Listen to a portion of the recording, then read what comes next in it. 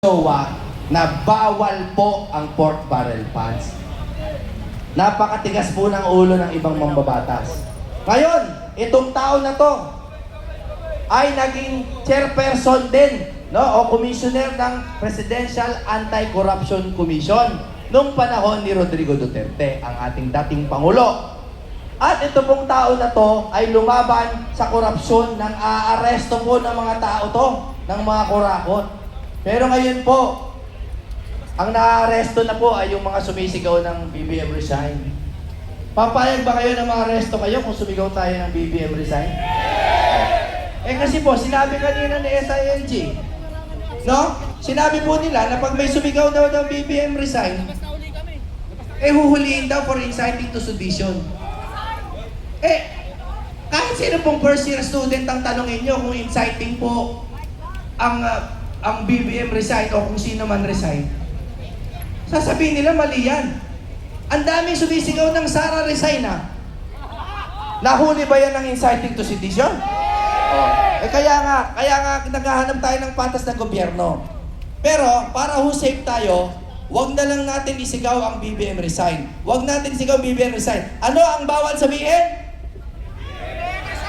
Ano ang bawal sabihin? Eh, mahuhuli kayo. Ano ang bawal sabihin? Oh, sige, bahala kayo. Okay. Ngayon, tawagin na po natin ang dating chairperson ng PACC at ang tao po na matagal nang lumalaban sa korupsyon. Ito po ang ating chairman na si Greco Belhica.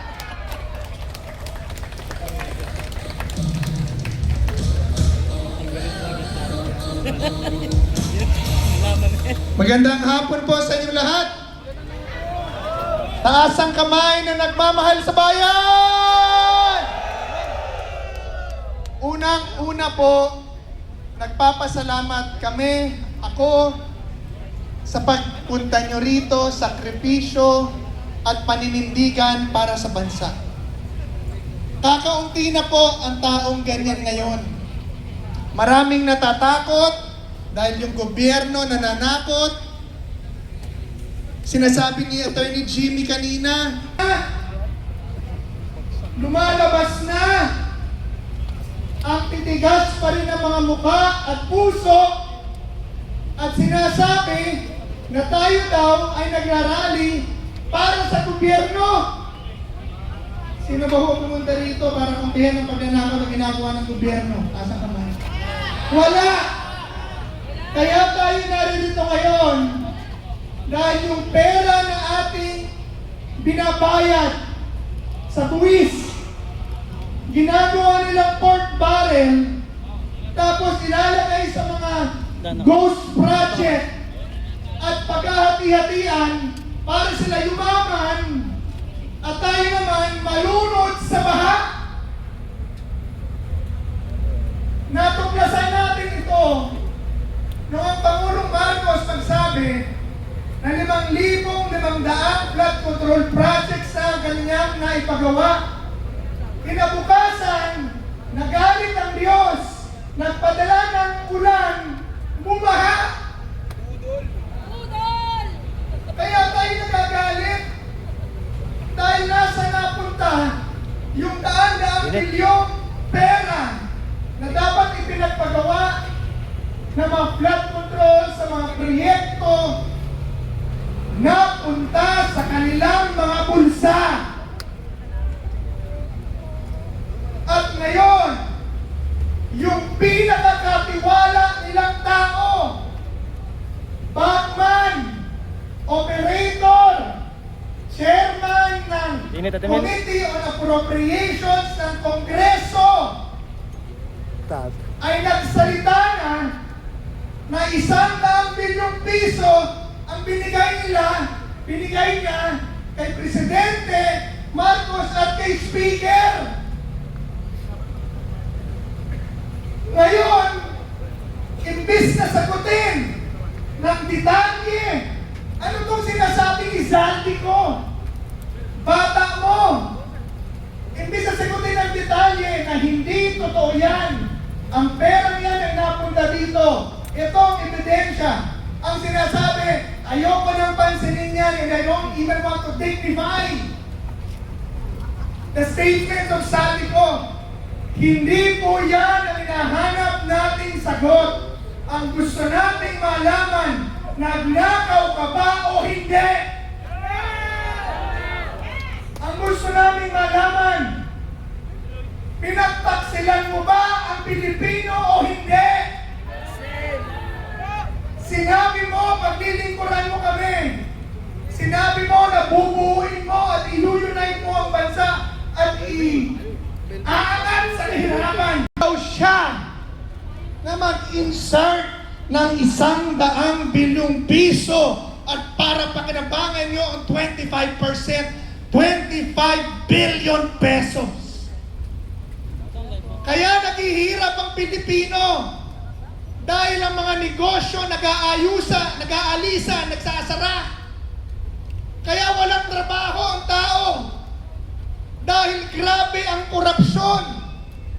Magdadala ka ng negosyo, mamumuhunan ka, hihingan ka ng 40, 50, 25% na lagay. Bukod pa, dun sa ninanakaw nila, sa pondo mismo o buwis ng bayan. Yung mga namumuhunan, umaalis ng bansa. Kaya ang Pilipino, walang trabaho. Walang pera. Naghihirap, binabaha. At ang yumayaman lang sa Pilipinas, puro mga korap na politiko.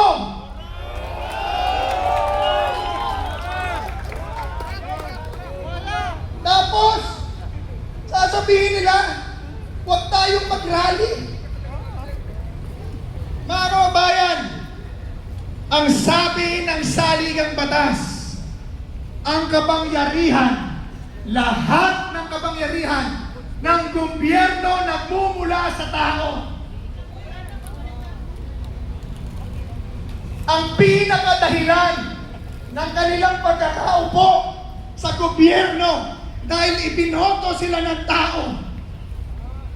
At ang kapangyarihan yan na ating pagpili sa kanila na iboto ay kapangyarihan din na pwede nating bawiin ang ating tiwala sa kanila. Naintindihan po, the power to elect brings with it the power to reject.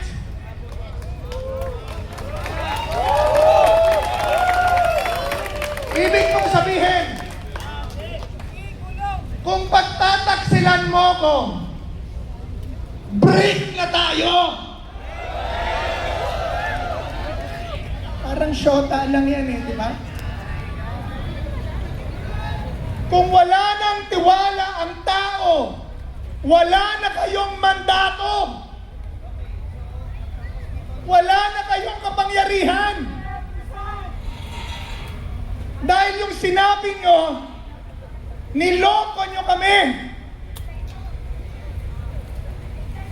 Kaya dapat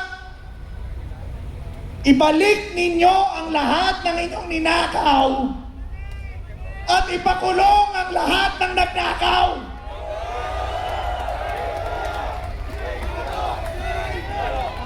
Yan po ang sinabi ng batas. At kung meron kang hiya at natitirang dignidad sa iyong pagkatao, kung wala ng tiwala ang taong bumoto sa iyo, umalis ka na dyan! Gusto ko pong linawin sa inyo na walang legal na batayan, na illegal or unconstitutional ang manawagan ng resign. Wala! Dahil doon mismo sa saligang batas, nakalagay na pag nag-resign ang mga pinuno o ang pinuno, merong pumapalit ka agad. Kung bawal magsigaw ng resign, edi dapat inilagay sa batas na bawal mag-resign. Hindi naman. Makapal lang ang inyong mukha at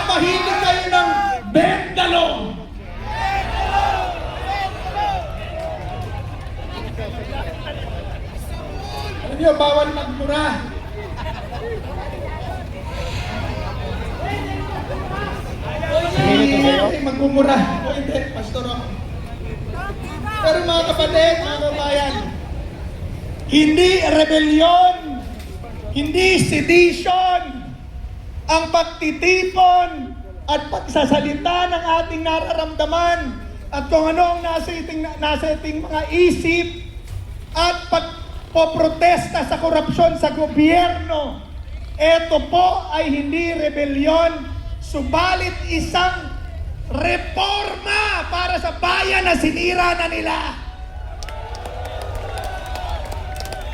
Ang ating protesta ay para ipanumbalik ang kaayusan ng isang pamahalaan na magpapatakbo ng isang bayan para ang bawat Pilipino, pati anak ninyo, lalaki na may pag-asang umunlad dito mismo sa Pilipinas. Subalit, imbis na gawin ang kanilang trabaho, imbis na pagsisihan ang kanilang mga ginawa, nagtatakipan pa.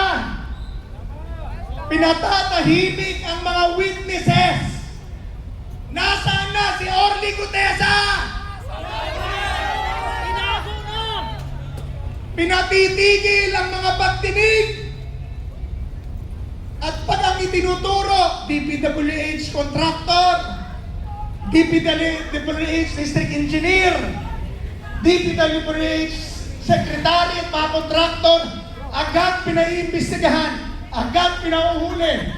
Pero nung nagturo na si Saldi, na si Bongbong at si Martin, teka muna, paimbestigahan natin yan at magkaso muna kayo. Samantalang nung naglabas ng destabilization list or chismis list, si Montulfo, alam niyo yung destabilization list? Chismis list yun. There's no such thing. Nagtrabaho ako sa gobyerno, walang klaseng destabilization list na tinataalang mga sundalo yan. Meron lang mga tao na binabantayan pero walang listahan. Kaya ang tawag ko ron, chismis list. Nung maglabas ng chismis list, ang isang pribadong tao, kagad pinaiimbestigahan ng palasyo sa AFP. Samantalang, nung magsalita si Saldico, Bagman, tao nila, most trusted, chairman ng Committee on Appropriations sa Kongreso, hindi natin alam, unti-unti pala nilang ibinalik ang sistema at ngayon, lumikha na ng mas malaking monster na ang tawag natin ngayon, flood control scandal. Bawal na ang insertion dun sa ruling ni Medica. Pero ngayon, bilyong-bilyong piso ang ini-insert sa budget. Bawal na, ginagawa pa. At nais ko pong ipaalala sa inyo na pag binasa niyo ang kasaysayan na sa tuwing pinagtataksilan ang taong bayan, tumatayo ito upang ipaglaban at bawiin ang kanyang kasarinlan. At sa isang mapayapang pagkakataon at pamamaraan, napapaltan ang namumuno sa kahit na anong bansa. Nakita natin noong 1986, nagtipon-tipon ang mga Pilipino, napaltan ang Rene Marcos Sr. Nakita natin 2001, nagsama-samang mapayapa ang mga Pilipino, napaltan ang korap na pagpresidente. Nakita natin sa Chile, sa Indonesia, at sa iba't pa parte sa Amerika, tuwing nagtitipon-tipon ang Pilipino, ang tao, nagkakaroon ng pagbabago. Kaya po tayo ngayon, bilang pangwakas, yan pong ulan na yan ay padala ng Panginoong Diyos para tayo ipagpalain, nagbibigyan na tayo ng katagumpayan ngayon. Mga kabatang kababayan,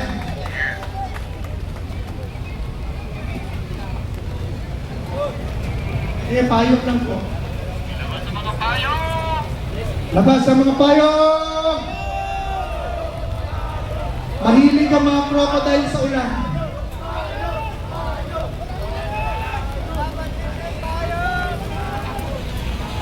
Mga kabayan, ito po, tapos na po ako. Yan ang dahilan kung bakit ako nandito. Ang tatanong ko sa inyo, ano ba ang dahilan nyo ba't kayo nandito? Bakit ba kayo nandito?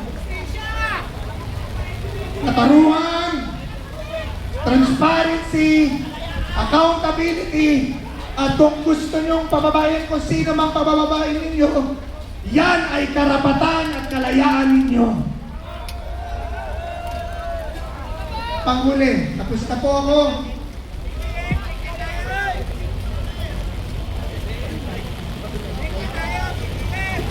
Break na tayo, Bibian.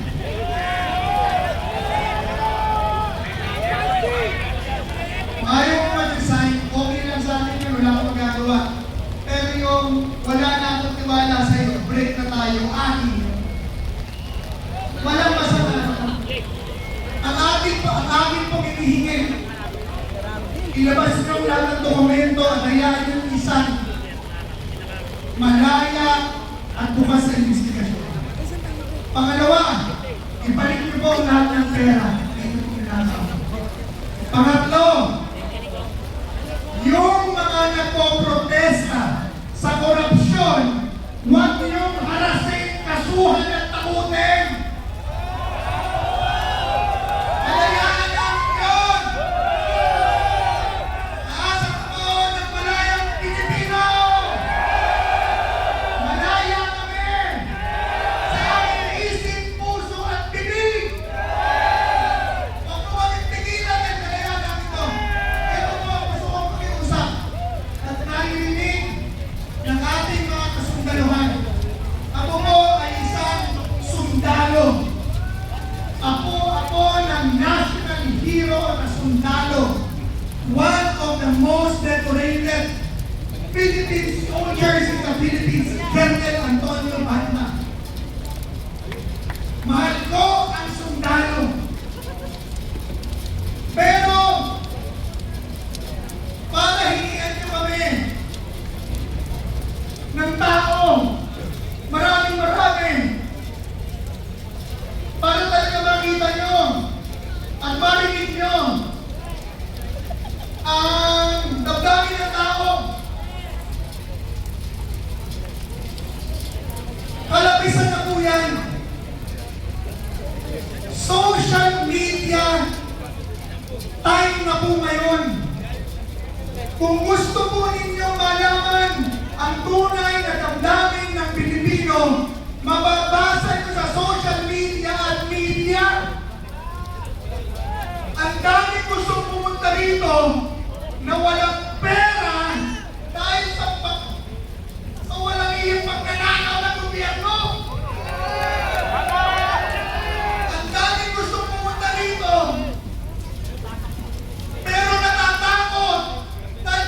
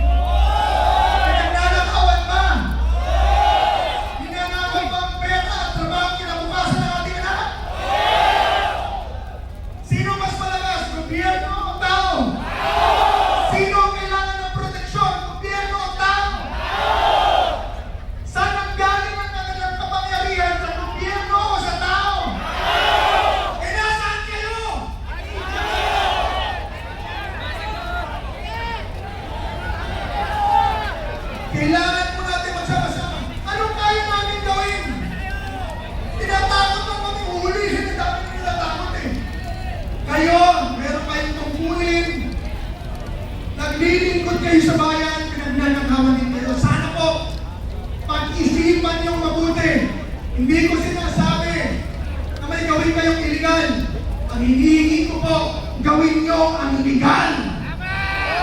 Pagpihan niyo ang tao. Pagpihan niyo ang estado. At tawagin yung mali ang mali. Kung mahal niyo na talaga ang bayan. Mga kaibigan, huli na. Manalangin po tayo. Ang laban natin ito, mabigat to. Kalaban ng gobyerno, kalaban ng presidente. Hindi natin kaya to kung tayo-tayo lang. Pero pag nanalangin tayo at kumilos ang Diyos para silang mga gulaya na babagsak sa harap ni David. Ang Diyos po ang ating pag-asa. Sa Diyos po tayo mananampalataya. Liwanag, wala tayong illegal na ginagawa dito. Wala.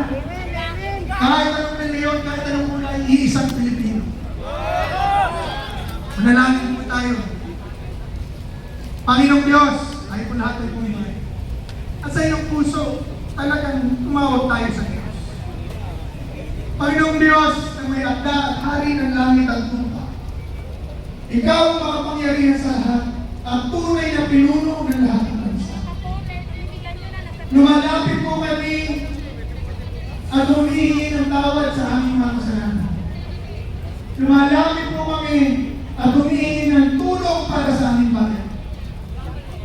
Panginoon, parusahan mo ang mga magnanakaw at abusado sa gobyerno.